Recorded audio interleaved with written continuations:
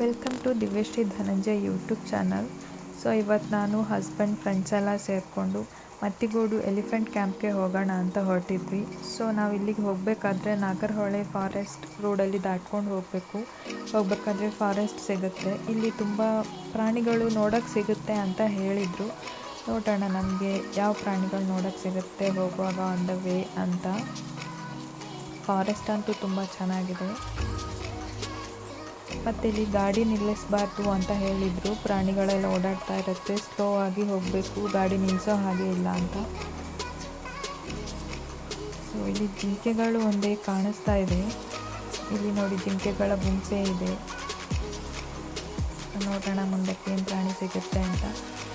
ವೆಹಿಕಲ್ಗಳು ತುಂಬ ಹೋಗ್ತಾ ಇರ್ತವೆ, ಅದರಿಂದ ತುಂಬ ಪ್ರಾಣಿಗಳು ರೋಡ್ ಸೈಡ್ ಸಿಗಲಿಕ್ಕಿಲ್ಲ ಅಂತ ಅಂದ್ಕೋತೀನಿ ನಾನು.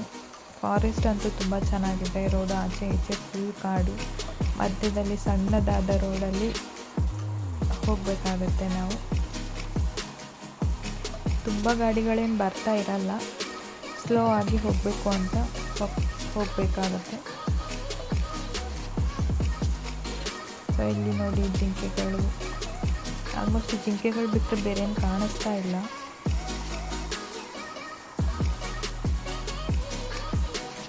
ಇಲ್ಲಿ ನೋಡಿ ಜಿಂಕೆ ಇದೆ, ನಮ್ಮನೆ ನೋಡ್ತಾ ಇದೆ ಜಿಂಕೆಗಳು.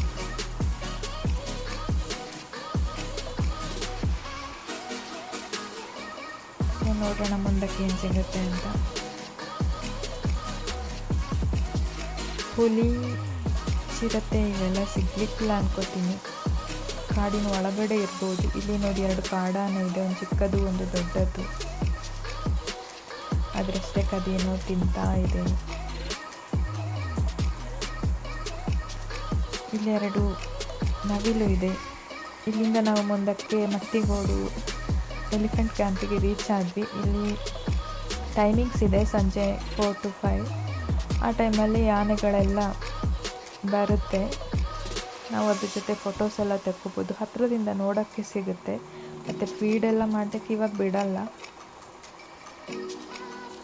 ಹತ್ತಿರದಿಂದ ನೋಡ್ಬೋದು, ವೀಡಿಯೋಸ್ ಫೋಟೋಸ್ ಎಲ್ಲ ಮಾಡ್ಕೋಬೋದು. ಆಮೇಲೆ ನಾವು ಅಲ್ಲಿ ಸ್ವಲ್ಪ ಫೋಟೋಸ್ ಎಲ್ಲ ತೆಕ್ಕೊಂಡು, ಫ್ರೆಂಡ್ಸ್ ಜೊತೆ ಫೋಟೋಸ್ ಎಲ್ಲ ತೆಕ್ಕೊಂಡು, ಆನೆಗಳು ಬರ್ತಾ ಇತ್ತು, ವೆಯ್ಟ್ ಮಾಡ್ತಾ ಇದ್ವಿ ಎಷ್ಟು ಆನೆ ಬರುತ್ತೆ ಅಂತ.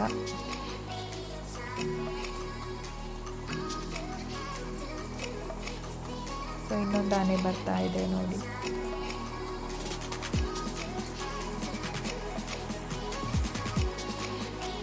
ತುಂಬ ಸ್ಲೋ ಆಗಿ ನಮ್ಮನ್ನೇ ನೋಡ್ಕೊಂಡು ಹೋಗ್ತಾ ಇದೆ ಆನೆ.